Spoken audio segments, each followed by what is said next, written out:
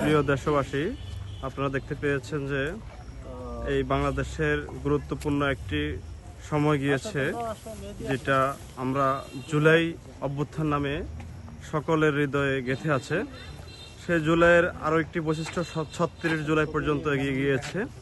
এই জুলাইয়ে বাংলাদেশের অসংখ্য শিক্ষার্থী এবং জনগণ তাদের বিভিন্ন ত্যাগের মধ্য দিয়ে এই বাংলাদেশকে ফ্যাসিস্ট মুক্ত করেছে।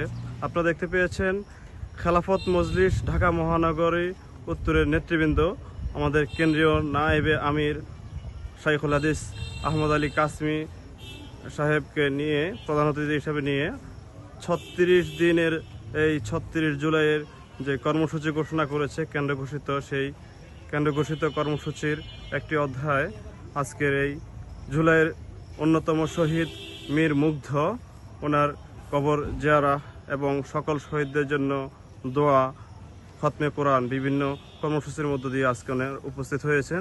এই মুহূর্তে আমরা দেখতে পেয়েছি আল্লামা আহমদ আলী কাসমি সাহেবের নেতৃত্বে ঢাকা মহানগর উত্তরের সভাপতি অধ্যাপক মাওলানা সাইফুদ্দিন আহমদ খন্দকারের সভাপতিত্বে উপস্থিত আছেন বিশেষ অতিথি খেলাফত মজলিস কেন্দ্রীয় সহ সাংগঠনিক সম্পাদক জনাব শাহাবুদ্দিন আহমদ খন্দকার সহ উপস্থিত আছেন খেলাফত মজলিসের ঢাকা মহানগর উত্তরের সংগ্রামী সেক্রেটারি অধ্যক্ষ মাওলানা আজিজুল হক সহ সাধারণ সম্পাদক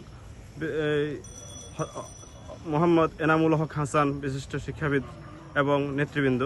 আমরা ওনাদের এই উপস্থিতিতে মুগ্ধ এবং এখানে আজকে যার কবর রয়েছে আমরা দেখতে পেয়েছি মীর মুগ্ধ, যিনি অন্যতম জুলাই শহীদ যোদ্ধা।